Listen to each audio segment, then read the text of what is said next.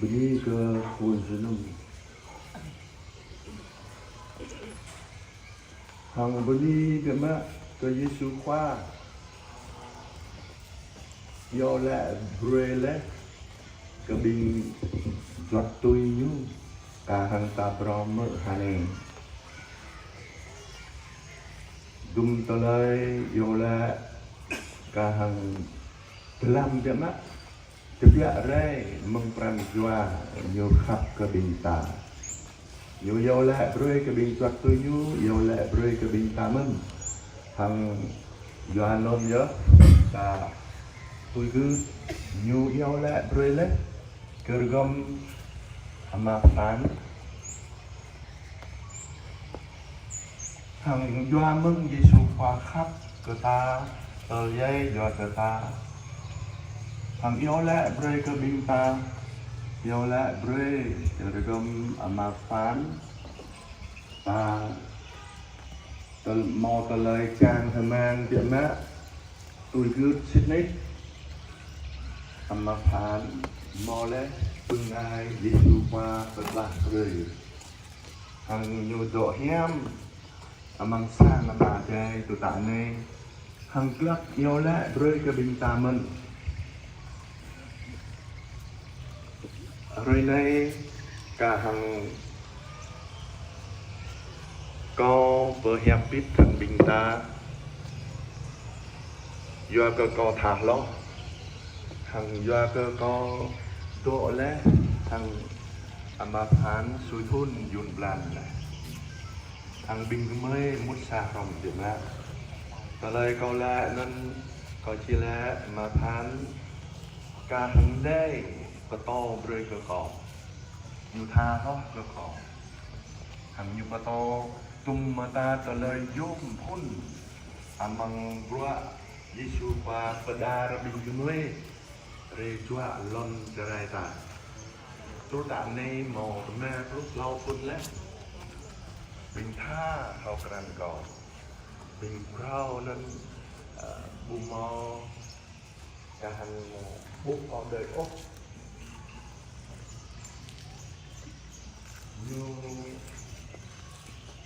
nhưng mà ta trả lời mua đu cả hàng trả lời nhiều lẽ còn qua luôn nhớ trả lời chung chung mới là quả hồng các anh có khán giả thích nhiều ta o với người tàu hàng ta amang rumah suami cerai ta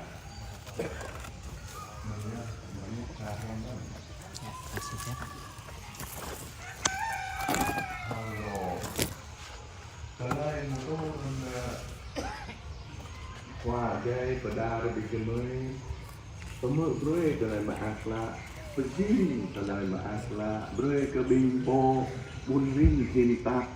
arang lui rai laita non jingna atna mau talai pemin pedi pejing broi ke khol anak senai ta hemna yang ketui hati rom hàng pi vàng menui lên đằng thầu vui bong hoa đi tôi mau tôi ở rằng do nên nhớ măng khôn bình ta nên quả gum dulu bre cái bìnhจะได้มวยtôi hàng ra nào sang ha anh em nhớ cả lời yom mình anh em nhớ chung mà ta cả lời nó mà khám như mò cả hàng nó to rồi không rồi cái bình cái mới hàng bình cái mới áp dụng mà bữa bữa tạm này dốc lời pla mò bình sẽ đây mới bớt rút là nào sang ha gum chú rồi có arang gum chú rồi yang ke jerai ta mau tui arang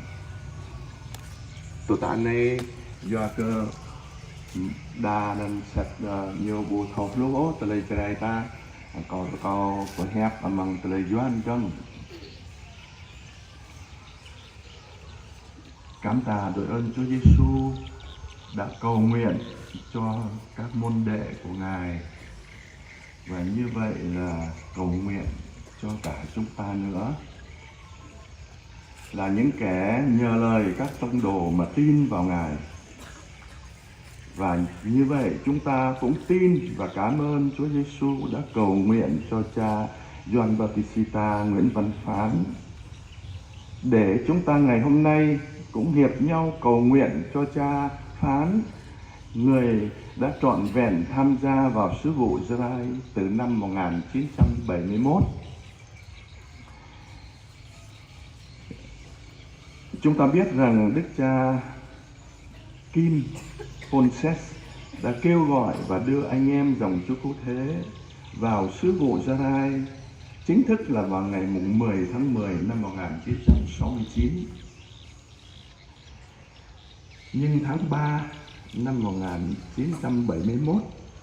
quân đội Mặt trận Giải phóng miền Nam tiến công đánh lớn ở vùng Blakely, Phú Nhơn. Thầy Mác Cô Đàn, cha Mầu và tôi và hai người giáo dân ở cùng chúng tôi bị bộ đội bắt đi cải tạo như người ta nói. Thầy Quân thì chạy thoát, cha Tài cũng thoát vì có việc đi Pleiku. Hai người này mà bị bắt thì cũng chết trong cải tạo như thầy Đàn, vì sự khắc nghiệt của rừng thiêng nước độc. Nhà cửa của anh em chúng tôi bị bom đạn của cả hai bên phá nát san bằng. Chính trong hoàn cảnh này, cha Gioan Bautista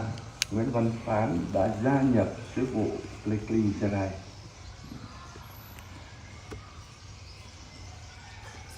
Trước đó, cha Phán đã rất lưu tâm đến nhóm Blakely, nhưng chưa tham gia, vì cũng như nhiều người nghĩ rằng muốn tham gia sứ vụ Gia-rai phải có sức khỏe, mà cha Phán lúc đó thì gầy gò và nghĩ rằng mình yếu ớt.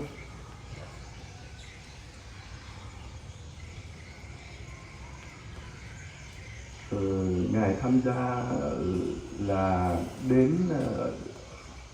trong cái cảnh hoang tàn đấy của Blakely đó, thì chỉ có Ngài là tới đầu tiên tới thăm cha Tài. Và lúc đó cha Tài mới nói với cha Phán rằng nếu mày về, tao cũng về theo. Đơn độc quá, anh em thì bị bắt rồi,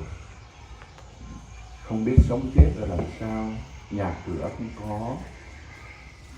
Và vì vậy cho nên cha Phán ở lại, để cha Tài cũng ở lại, để sứ vụ Gia-rai được tiếp tục.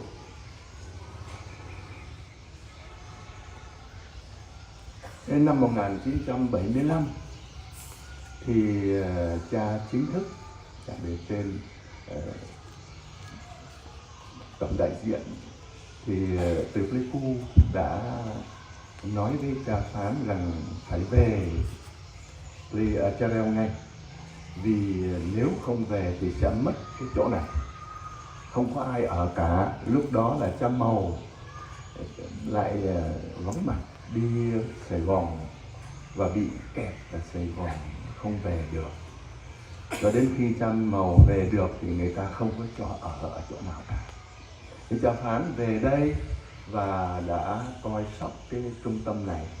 từ năm 1975.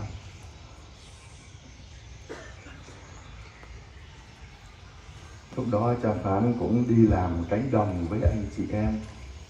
và nhiều lần về dâng lễ thì ngất xỉu trong thánh lễ, vì sức yếu mà lại còn thiếu ăn.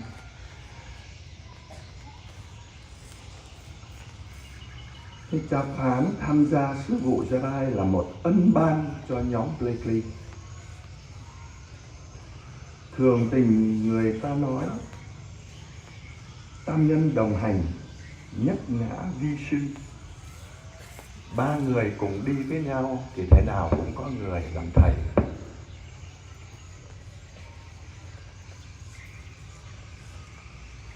Phương Chi là một người anh em được Chúa kêu gọi như cha Phán. Riêng tôi luôn luôn coi cha Phán là thầy của tôi. Cha Doan Kim Sơn hiện đang ở nhà hưu dưỡng của giáo phận. Hồi đó nói rằng cha Phán là lý thuyết gia của nhóm dòng sư Cứu Thế Blakely. Mà đúng như vậy.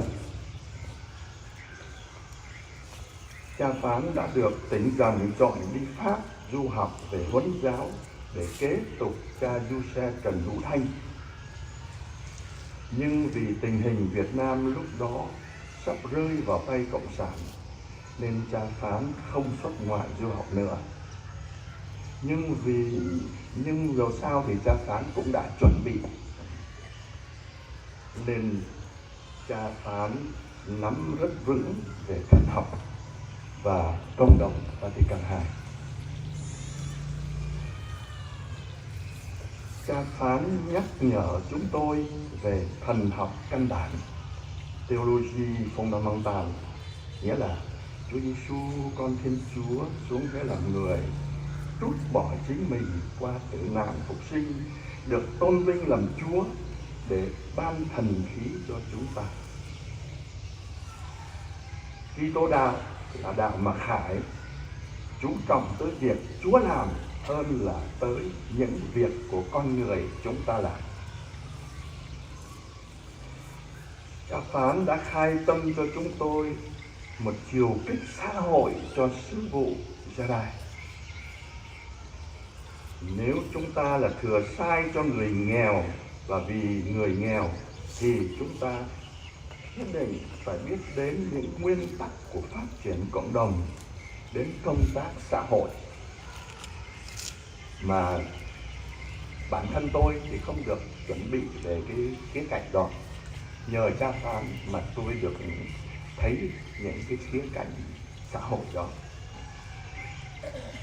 Vì sứ vụ của chúng ta là một sứ vụ toàn diện con người, chứ không phải như ngày xưa để đi cứu linh hồn người ta mà thôi. Cha Phán đã quen biết những chuyên viên xã hội và mời họ làm những khóa đào tạo thường xuyên về năng động nhóm, Dynamic Group, cho nội bộ cộng đoàn, những khóa về phát triển cộng đồng để tổ chức cho dân. Sứ vụ Blakely đã kiên trì cho đến nay ưu tiên cho việc đào tạo giáo dục cho con em Gia Lai biết đọc, biết viết như là phương tiện để các em có thể được thông tin mà phát triển theo công thức Information, Formation for Transformation, được có thể tiếp thu được nhiều thông tin và những thông tin ấy trở thành cái đào tạo cho con người ấy, và đào tạo thì sẽ làm biến đổi con người ấy. Giờ đây cha Phán đã được ở trong sự thật, ở trong Chúa, nhờ lòng thương xót của Chúa như chúng ta nghe trong bài đọc ở chương 8 thư Roma. Thiên Chúa vì yêu thương chúng ta đã thí tới tận con một của Ngài, và không có gì tách ta ra khỏi lòng mến của Thiên Chúa trong Đức Giêsu Kitô.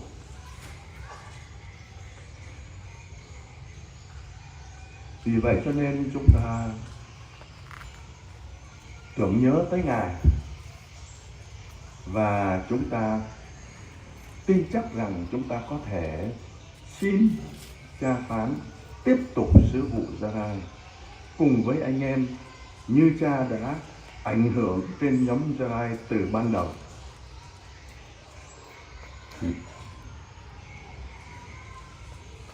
Nói như Thánh Teresa Hài Đồng Giêsu là ở nước trời để làm việc lành ở dưới đất. Qua lời cầu nguyện thì cha phán bây giờ bằng lời cầu nguyện cho sứ vụ Gia-rai trước mặt Chúa, để sứ vụ Gia-rai được tiến triển theo con đường của nhóm đã đồng hành từ lúc ban đầu, là con đường cầu nguyện theo lời của Chúa, Lectio Divina, và theo con đường Kerygma là tôn vinh Chúa Giêsu tử nạn phục sinh làm Chúa, để Ngài gìn chúng ta trong thánh thần, trong thần khí của Chúa, như chúng ta đã nghe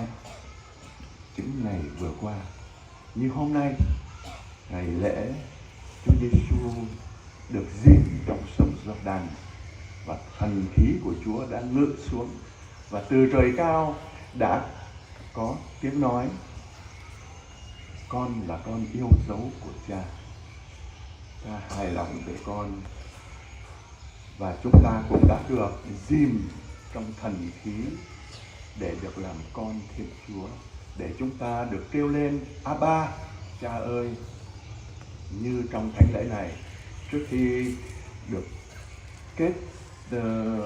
ước với Chúa, cái giao ước với chúng ta, ban cho chúng ta được làm con của cha, ban thần khí cho ta, để trước khi chúng ta đón nhận lấy cái giao ước mới đó, thì chúng ta được kêu gọi cùng cầu nguyện: lạy cha, Abba,